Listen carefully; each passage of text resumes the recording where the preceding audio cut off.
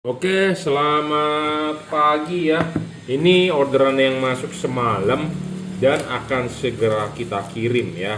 Jadi kalau Anda berminat dengan bolam ini, Anda bisa beli melalui Bukalapak, Juragan Lampu, Shopee, F3 Moto Lighting, reseller saya, atau Anda bisa ke Tokopedia, Juragan Lampu, Jungki Wenas ya. Atau Anda bisa WhatsApp saya 0898 269 3838. Ya, Anda bisa WhatsApp saya, Anda bisa order melalui WhatsApp, transfer menggunakan BCA, kirim menggunakan JNT. Yang menurut Anda nyaman aja. Anda kalau yakin dengan saya ya transfer langsung. Ada orang nggak percaya, takut ditipu, ya Anda beli saja di Bukalapak, Shopee, atau Tokopedia. Ya, ini di order buat Toyota Innova Reborn ya. Toyota Innova Reborn, low beamnya kan menggunakan halogen H11 ya. Nah, ini bohlam ini H11 tipenya ya. Syarat bohlam bagus adalah 1 watt dan luxnya harus gede dan real. Jadi dalam arti real itu harus sesuai dengan spesifikasi. Kalau 30 watt ya 30 watt, jangan kita bilang 60 watt. Ya, bohlam ini 30 watt real. 3100 lux, 3 kali lebih terang daripada halogen standar. Ya. Banyak yang menjual LED yang menulis spesifikasi tidak sesuai ya. Deskripsi sih bagus bro, semua ditulis bagus ya, tapi kenyataannya bohlam tersebut tidak sesuai spesifikasinya. Karena ya saya tidak tahu kenapa ditulis yang tidak sesuai, karena ya supaya Anda sebagai pembeli tertarik ya, seperti itu. Jadi supaya Anda pembeli tertarik, jadi Anda sebenarnya dibohongi itu ya. Nah, saya tidak mau yang seperti itu. Saya mau ngomong apa adanya. Ini 30 watt ya 30 watt kita bilang ya, seperti itu. Kedua, syarat bohlam bagus adalah harus stabil, tidak boleh ngedrop ya, tidak boleh ngedrop, tidak boleh wattnya turun, tidak boleh meredup. Bohlam ini tidak ngedrop, stabil saya jamin ya. Jadi udah 30 watt ya 30 watt, Anda nyalain 30 watt ya selamanya akan 30 watt gitu loh, tidak boleh ngedrop. Banyak LED di pasaran yang watt awalnya gede, tapi setelah nyala 5 menit 10 menit dia ngedrop. Nah, itu yang tidak bagus. Bohlam ini tidak ngedrop saya jamin. Syarat selanjutnya adalah adjustable. Kenapa kita harus bisa adjustable? Karena kita harus mencari vertikalnya dia. Nah, vertikalnya dia itu hanya bisa didapat jika kalau LED ini bisa di adjustable. Ya, bisa diputar, dorong maju, mundur, dan putarnya ada titik mentoknya. Jangan sampai putar-putar terus ngelos. Kalau putar-putar terus ngelos ini adalah nggak bagus juga, karena menyusahkan Anda pada saat pemasangan. Nah, sedangkan ini bisa diputar tapi dia ada titik mentok, ada kunciannya. Seperti itu. Ya, syarat bohlam bagus ketiga adalah adjustable. Syarat keempat bohlam bagus adalah serviceable. Bohlam ini bisa diservis dalam arti chipnya. Kalau mati bisa diservis selama stok chipnya ada. Ya, syarat ke-5 bohlam bagus adalah soal bayangan gelap. Bayangan gelap LED ini kecil, tidak terlalu gelap. Makin kecil makin bagus. Kalau makin gelap dan makin besar, bayangan gelapnya makin jelek. Ya, Anda bisa lihat di tembok ya bayangan gelapnya. Nah, bayangan gelapnya tuh. Ya, yang ada hitam bergerak-gerak, saya gerak-gerak itu bayangan gelap. Kenapa? Karena dia ada bayangan gelap, karena dia mengarah ke depan.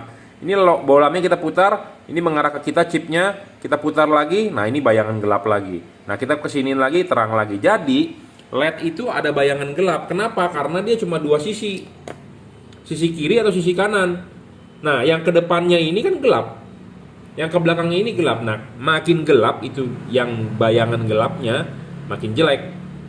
Makin gelap, makin besar, makin jelek. Nah, LED ini bayangan gelapnya samar-samar, boleh dibilang bagus dong.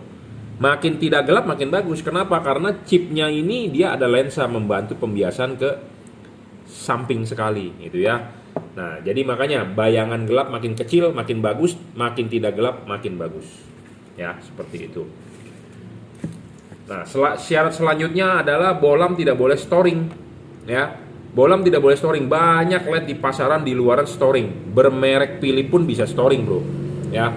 Jadi ada orang, ngapain beli produknya si Jungki, jelek, mahal, nggak ada mereknya. Mereknya adalah Juragan Lampu ya. Mau ngapain beli produknya si Jungki, jelek, Juragan Lampu katanya, baru seumur jagung. Gua mendingan beli Philips.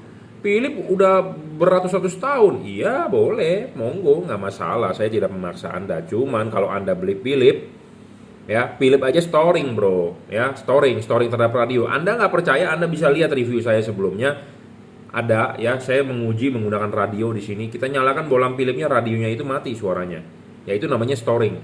Nah, storing itu terhadap radio. Belum kita yang nggak kelihatan oleh mata kita atau yang kita tidak tahu waktu bohlam nyala itu, dia storing terhadap sensor-sensor di mobil Anda. Mobil Anda jadi lemot, mobil Anda jadi elektroniknya tidak bekerja dengan baik.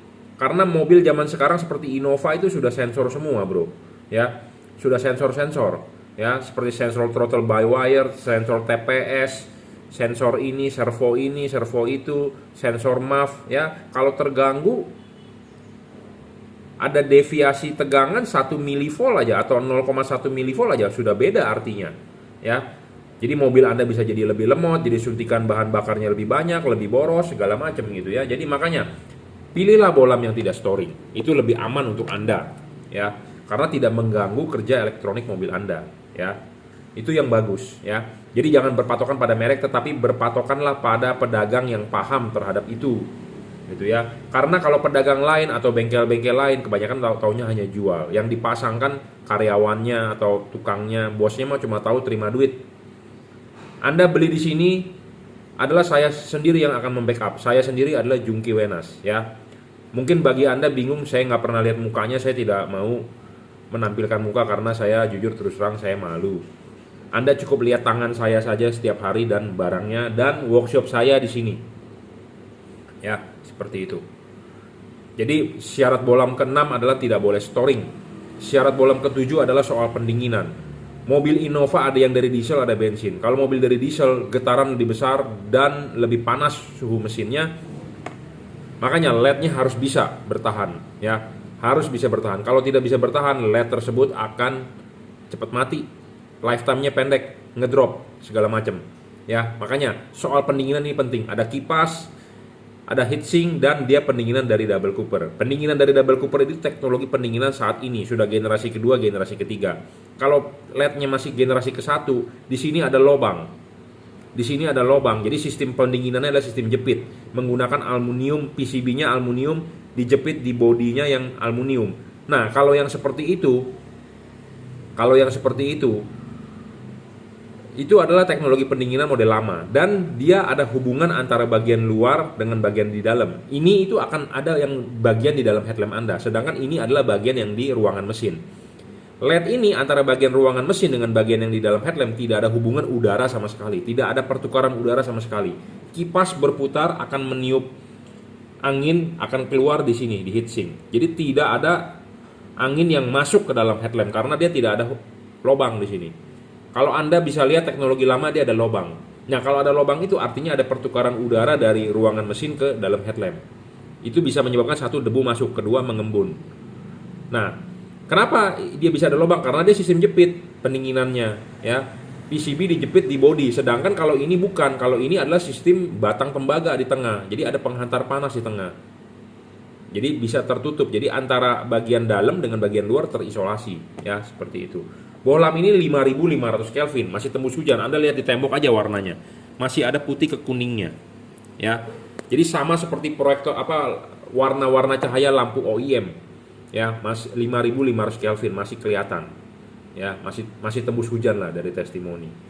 Ya. Ini juga sudah dirajut oleh nilon, tahan tarik, driverless, drivernya di dalam jadi lebih ringkes. Anda tinggal cukup colok soket. Kalau colok begini nggak nyala, Anda balik. Ya, di sini ada logonya positif, negatif. Jadi kalau bisa Anda lihat langsung positif itu colokin ke yang kabelnya terang, warna merah biasanya. Tapi nggak masalah kalau Anda begini nggak nyala ya cabut, balik, selesai. Ya, pemasangan tinggal PNP. Jangan lupa setting vertikal dan dorong maju. LED ini adjustable bro, bisa diputar, ya, dan ditarik mundur dan maju. Jadi adjustable-nya sangat-sangat enak. Ya, jadi ini bohlam memenuhi 7 syarat bohlam bagus. Ya, 7 syarat bohlam bagus terpenuhi, stabil, tidak ngedrop ya, 5500 Kelvin, 30 watt real. Jadi salah satu bohlam terbaik lah ya. Jika Anda punya Innova juga Reborn, Anda ingin beli LED ini silakan ya. Silakan WhatsApp saya. Saya menawarkan bohlam yang istilahnya yang terbaik lah buat Anda. Barang sebelum dikirim akan kita kalibrasi ya. Cukup reviewnya ya buat Innova Reborn. Terima kasih.